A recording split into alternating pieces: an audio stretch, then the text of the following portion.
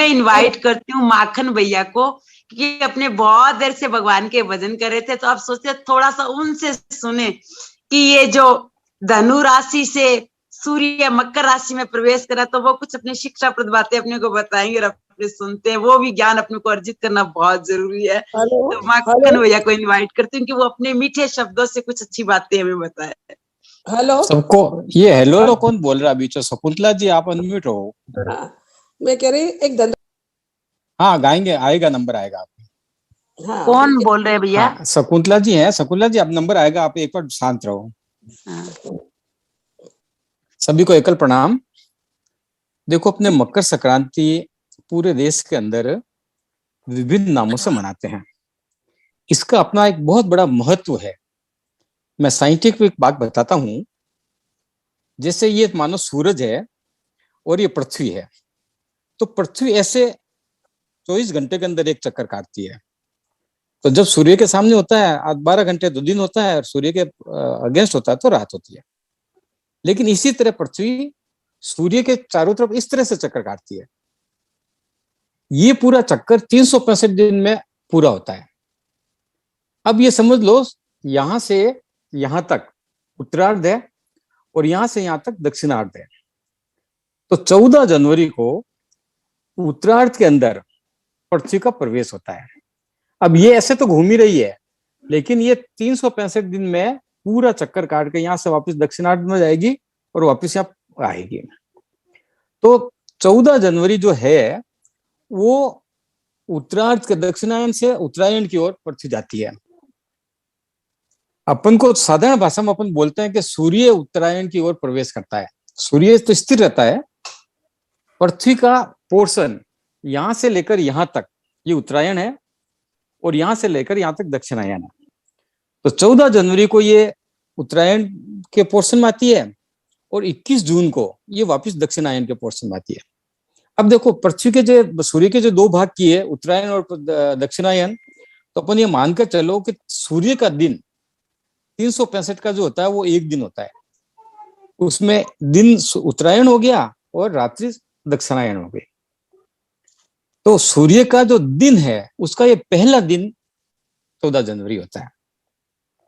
अब देखो, आपको ऋषियों ने, मुनियों ने बताया होगा, घर में भी बताया होगा कि सवेरे सवेरे सूर्य जब उदित होता है तो प्रातःकालीन अपन को वो सूर्य की उष्मा लेनी चाहिए, धूप लेनी चाहिए, सूर्य को अर्घ्य देना चाहिए। तो ये जो सूर्य का प्रथम दिन है उत्तरायण में आने का, ये साइंटिफिक दृष्टि से सबसे स्वस्थ सूर्य की रोशनी, सूर्य की ऊर्जा साल भर में सबसे स्वस्थ उस दिन होती है। और इसलिए अपने पूर्वजों ने, वैसे तो कहते भी रोज 4 घंटे धूप में बैठो, तो शायद नहीं बैठते, लेकिन एक परंपरा शुरू की कि आप मकर संक्रांति के दिन पतंग उड़ाएंगे। छत पर जाकर पतंग उड़ाएंगे तो आधे 15 मिनट तो उड़ा ही देंगे नहीं, कोई 2 घंटे उड़ाएगा, कोई 4 घंटे उड़ाएगा, कोई 6 घंटे उड़ाएगा। तो ये 2, 4, 6 घंटे संक्रांत के दिन की धूप से अपने को विटामिन डी मिलता है। साइंस का यह भी मानना है कि एक व्यक्ति 1 साल के अंदर का जो विटामिन डी चाहिए वो 4 दिन और 5 दिन की धूप सेवन से स्टोर कर सकता है। जैसे ऊंट रेगिस्तान में पानी का स्टोर करता ना, वैसे अपन विटामिन डी का स्टोर अगर 5 दिन 7 दिन लगातार 3-4 घंटे सनलाइट में बैठे तो साल भर की विटामिन डी अपन को मिल जाती है। अब जब 5-7 दिन अपन को विटामिन डी स्टोर करनी है तो कौन सी करनी चाहिए? जो सबसे बढ़िया क्वालिटी की सनलाइट हो, और वो सबसे बढ़िया सनलाइट मकर संक्रांति की होती है। और इसलिए अपने पूर्वजों ने पतंग उड़ाने की परंपरा प्रारंभ की। इस बहाने लोग कम से कम मस्ती से पतंग उड़ाएंगे, 4-5 घंटे धूप सेवन होगा और साल भर की विटामिन डी प्राप्त हो जाएगी। ऐसे ही तिल के अंदर विटामिन सी होता है, दूध से भी ज्यादा होता है। तो वो तिल गर्मियों में नहीं पचता है, सर्दी जब शुरू होती है तो उसका विटामिन सी का स्टोरेज होता है। तो संक्रांत के महीने में तिल, गुड़, नारियल, मूली, गाजर, ये सारी पौष्टिक चीजें अपन को खानी चाहिए, जिसके कारण अपने को साल भर की एनर्जी प्राप्त हो सके। अब एक और अपने पूर्वजों की बहुत महान सोच, खोज बताता हूं। जब पृथ्वी सूर्य का ये चक्कर लगाती है 365 दिन में, तो सूर्य को 12 भागों में बांटा, 12 राशि, 12 मंथ। अंग्रेजों ने भी, मतलब विश्व के कई कैलेंडर, 8-10 तरह के कैलेंडर हैं, वो सब ने उसको 12 राशि में बांटा है कि भी अभी पृथ्वी इस राशि में है, अभी पृथ्वी इस राशि में है, अभी पृथ्वी इस राशि में है, अभी।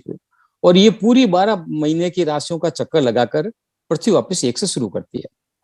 अब देखो, आपको कल्पना करो कि अगर आपको कहें कि आपको भारतवर्ष का पूरा चक्कर हर साल काटना है, तो जरूरी नहीं, मतलब 1 जनवरी को समझ लो आप द्वारिका गए, तो अगले साल और 2 दिन रुके, तो अगले साल जरूरी नहीं कि द्वारिका में 2 दिन रुको।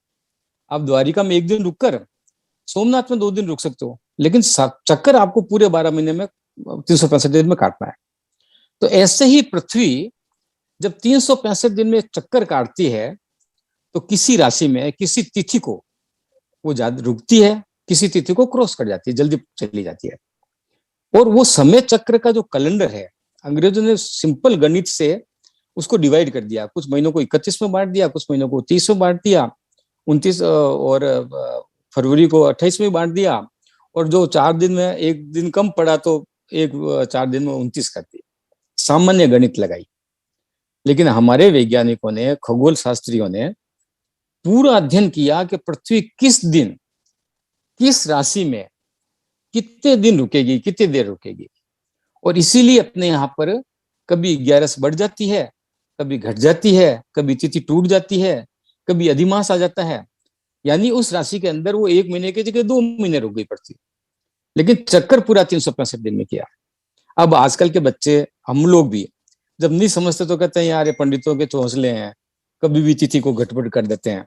ऐसा नहीं है।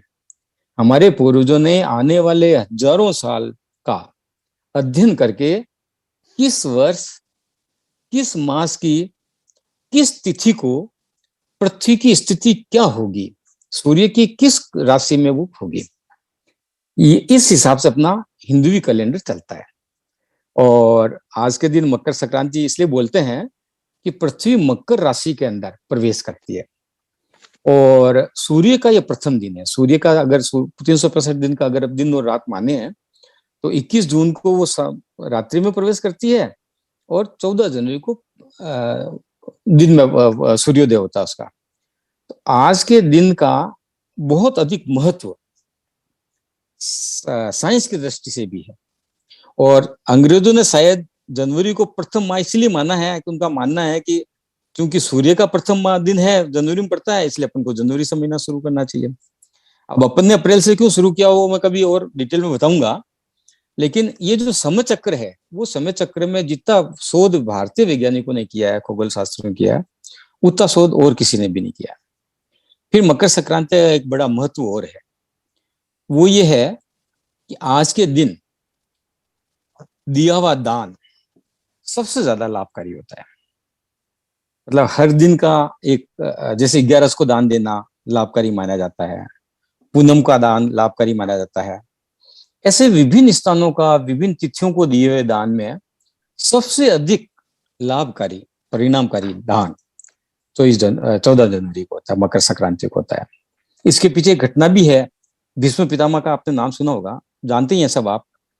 भीष्म पितामह किसी देव योग से पृथ्वी पर आए। वो पूरी कहानी लंबी कहानी है। उनको इच्छा मृत्यु प्राप्त थी। जब उनका समय पूरा हो गया तो स्वर्ग से उनको बुलावा आया कि प्रभु आप अपनी देह का दान कीजिए, आपके देह का काम हो गया है, आप वापस स्वर्ग चलिए। तो भीष्म पिता ने मैं कहा कि जब मुझे देह का दान ही करना है तो मैं सबसे शुभ दिन को दान करूंगा, और उन्होंने मकर संक्रांति का दिन चुना। यानी दान करने के लिए सबसे महत्वपूर्ण दिन मकर संक्रांति का है। एक घटना और मकर संक्रांति के साथ जुड़ी हुई है।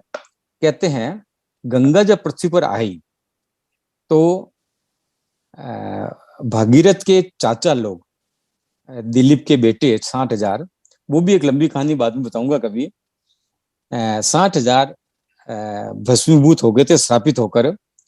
उनको कैसे उनकी अस्थि विसर्जन किया जावे, तो उसके लिए गंगा को लाना पड़ा भागीरथ को, और वो गंगा मकर संक्रांति के दिन उस अस्थियों के ऊपर से प्रवाहित होकर निकली। तो 60,000 जो राजवंश था उनका उद्धार हुआ। तो ये बहुत धार्मिक महत्व का, साइंटिफिक महत्व का त्योहार है। खुशियों का तो त्योहार है ही है, प्रसन्नता का भी त्योहार है। इतना ही कहकर मैं अपनी वाणी को विश्राम